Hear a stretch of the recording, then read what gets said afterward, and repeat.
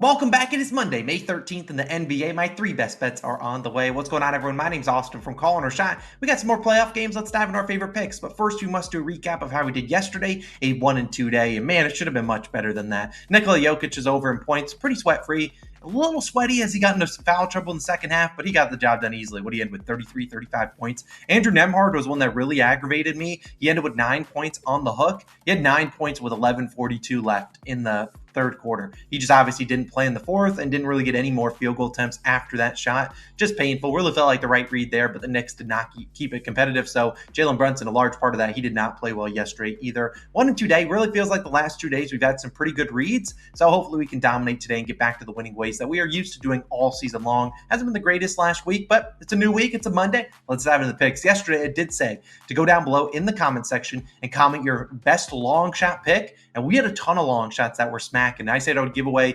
$50 to the person with the biggest long shot that they posted pre-game. And I'll talk about that one in a second, but I'll talk about some honorable mentions. Someone gave out Knicks team total alt under in the first half, like 42.5. That was like plus 800. Great call there. A lot of people want Anthony Edwards over in points and laddering up to like 40. I think maybe someone had even considered 45. I think he had, 44 points. However, the winner was this one from at BG_1986, TJ McConnell to record a double-double, plus 3,600. I made great pick, taking a guy that just failed for me the game before. Definitely take him the next game. He came through. Crazy good call from BG_1986. I appreciate all the comments. I think that was the winner.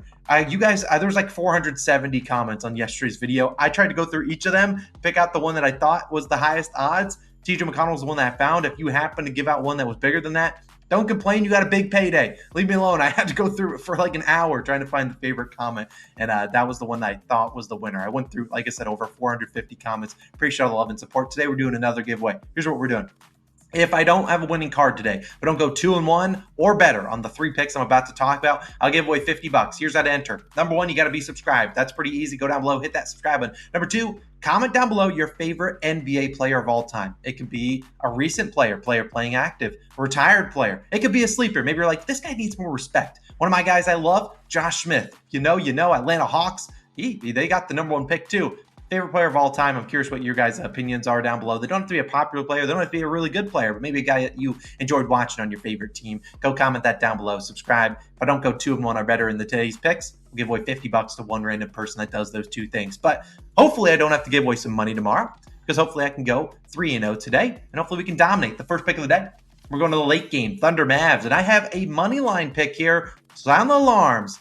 Thunder, money line, plus 102 on FanDuel. As you all know, if you've been watching the channel for a while, I don't really do a lot of spread picks or money line picks. Basically, it's a spread pick. They're 1.5 point dogs. I don't do many of them. When I do, it's because I'm supremely confident in the team to cover or win the game outright. In this case, I really like the Thunder on the money line today on the road in Dallas. Now, like I said, I don't do a lot of these. I've only done one this postseason. It was the Dallas Mavericks minus 2.5 against the Clippers.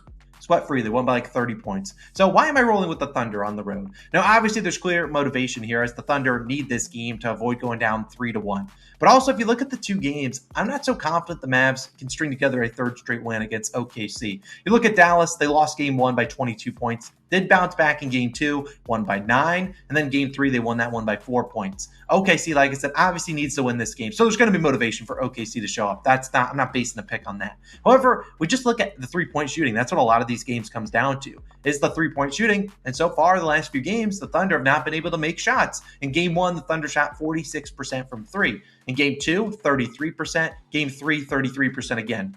It's not really SGA that's really not showing up, although he didn't play great last game. J-Dub, same like that. It comes down to the three-point shooting from the role players like the Lou Dorts, the Isaiah Joes, Casey Wallace, the Aaron Wiggins of the world. Those guys have to make threes, and I think they start to knock them down tonight. It's not like they're not wide open. They're pretty open, and they just have to knock them down. I think this is a big game for the Thunder role players. Their bench has been elite all season long. Haven't showed up great the last few games. Isaiah Joe did have a good game 3. I think these guys play pretty well, and they have a good chance at winning this game outright. Normally, when you see a team, a home favorite, minus 120, That is always a donation, and that is exactly what the Mavericks are today. Look, I know the Mavs have Luka Doncic. He's clearly not 100% healthy. He's probably closer to like 60%. Kyrie Irving can get going too. He's obviously really good. But outside of him, PJ Washington, is he really going to consistently score 25, 26 points like he's been doing the last 2 games? I don't think so. Derrick Jones Jr. can't buy a bucket, although he probably makes some shots today because I almost consider he's over in points. I think the Thunder win this game. Call me crazy. Thunder have not lost 3 straight games. Well, they've lost 3 straight games only once this season. Never done it with Shai Gilgeous-Alexander active. The only time they had 3 games losing in a row, he didn't play in any of the games. So it's a team that really doesn't lose a lot of games in a row. Mark Daigneault, greater sign, Jason Kidd. That's what I'm going to say. I think he makes some good adjustments here. Gafford's injured too. I love the Thunder on the money line. We're barking tonight. Give me the Thunder. ML plus 102. They're winning this game. Going back to OKC, tied 2-2. Now my second pick is going to stay in the same game, and it's already a guy that I mentioned. It is a Thunder role player, not Isaiah Joe, not Casey Wallace, definitely not Josh Giddey. It's Aaron Wiggins. Over 0.5 threes made. That's all he has to do is make 1 3-pointer and we're a winner. Minus 135 on DraftKings. Now, before my FanDuel bettors come out there and say, Austin, I can't find him on FanDuel. Yeah, I don't know why the heck they don't have an Aaron Wiggins lineup. Is that because Aaron Wiggins is about to bang home 3 threes like he did in game 1? Potentially. They have his points line up, but I don't want to take a 7.5 points line. I think he has to hit a 3 to get to that. And heck, he could hit a 3 and still stay under that line. But look, Wiggins is the guy that when this push comes to shove in a very, very big game, Josh Giddey, get out of here. You're going to the bench, buddy. You've been bad. You're a defensive liability. And Wiggins, a very good 3-and-D guy, will be out there. Now, as I talked about, Wiggins is not available on FanDuel to make a 3, but I would play him up to about minus 160. That's how confident I am that he makes 1 3 tonight. Now, Wiggins so far in this series played a decent role. 23, 20, and 22 minutes. He played really well in game 1. In those minutes, attempted 4, 3, and 3 3-pointers. You tell me we could get potentially 3 3-pointers tonight? I love that. Any series, he's made 3, 1, and 0 threes. Last game, 0 for 3. Game 2, 1 for 3. Obviously, in game 1, he went berserk. He went 3 for 4 from 3. Big reason they won that game. The last 2 games, really hasn't shot the ball well. It's not like they're not open. It's not like he's like, ooh, hezzy, and then step back, fade away. No, he's not. He's not like Jamal Murray from 3/4 court. No, those aren't his 3-point attempts. They're all pretty much wide open because Luka Doncic is typically the guy guarding him. And if it's not Luka, it's probably the center that they're putting on Aaron Wiggins. And the center wants to obviously protect the paint. Aaron Wiggins is getting wide open looks. He just has to make them.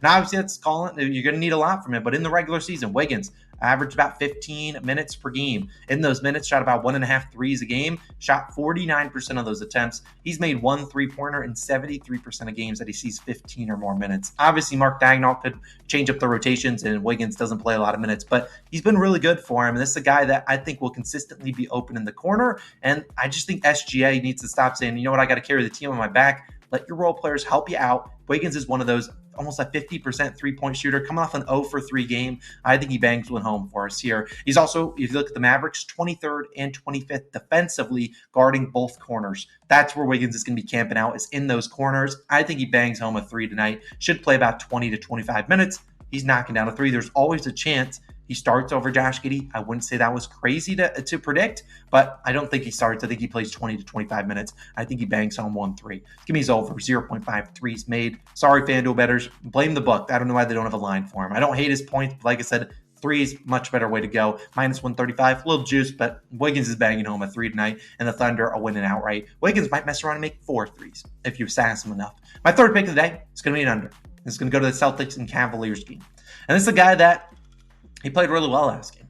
He's pretty decent. It's Jason Tatum, under 28.5 points, minus 122 on FanDuel. Every book was at 28.5. If it goes to 27.5, you can take it there. I think the line closes at 28.5 here, though. Now, obviously, like I said, Tatum played really well in Game 3, and he kind of needed a big game because he had stunk in Games 1 and 2. But in Game 3, Tatum, 33 points on 11 of 25 shooting, did make 9 of 9 free throws. Prior to that game, though, like I said, Tatum, under 28.5 points, all 7 previous playoff games. And while he had a great volume, 9 free throw attempts, 25 field goal attempts, great volume, I can't consistently count on Tatum to consistently get that production. 25 shots, if he shot 25 times tonight, would I love or under? No, but I also can't count on him to shoot 25 times again. Jared Allen could return today. Not counting on him to return, but if Jared Allen returns tonight, I like this a little bit more as well because Evan Mobley will probably guard Tatum instead of Max Strus. But I'm not counting on Jared Allen with his bruised, fractured rib, whatever he's got going on there. Did practice a little bit more and shoot around last night or last game, but I don't anticipate him playing, but obviously would be good if he did. We'll be on a limited rotation though, but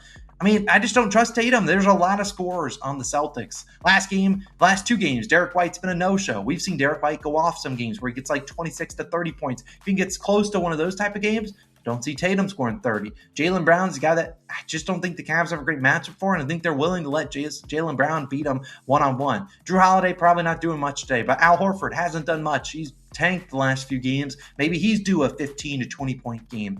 Also, you got Peyton Pritchard, Sam Hauser, 2 guys that haven't played too well last game. Maybe they start shooting the ball pretty well off the bench. I think there's a lot of different ways that Tatum can go under here. He really needs to shoot efficiently or get crazy good volume to go over, but I expect the Cavaliers to make some adjustments to try to slow him down. Obviously, if a guy scores 33 the game before, you're probably going to start to make some adjustments and try to slow them down a little bit more in the next game. So wouldn't surprise me if Tatum goes under here. If he shoots 80%, I'll just probably chalk it up, but that's how my unders work. But I just don't like this line. I think this line should be 26.5. So 27.5, 28.5. I'll take the under here for JT. Sorry, Tatum, we're fading you.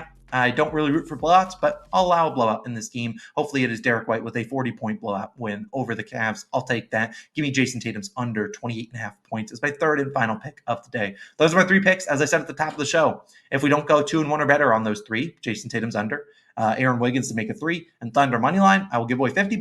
All you got to do is go down below, subscribe. You should already be doing that. And comment below your favorite NBA player of all time. I don't care who it is. Mine would be Josh Smith. I love that man. But obviously, let me know your favorite picks down below. Hit that subscribe button. Drop a comment. Let's have a wonderful day. And I'll see you guys back again in the next one. Peace out. Also, I would do the long shot again. I thought it was a lot of fun. I don't want to go through 450 comments again.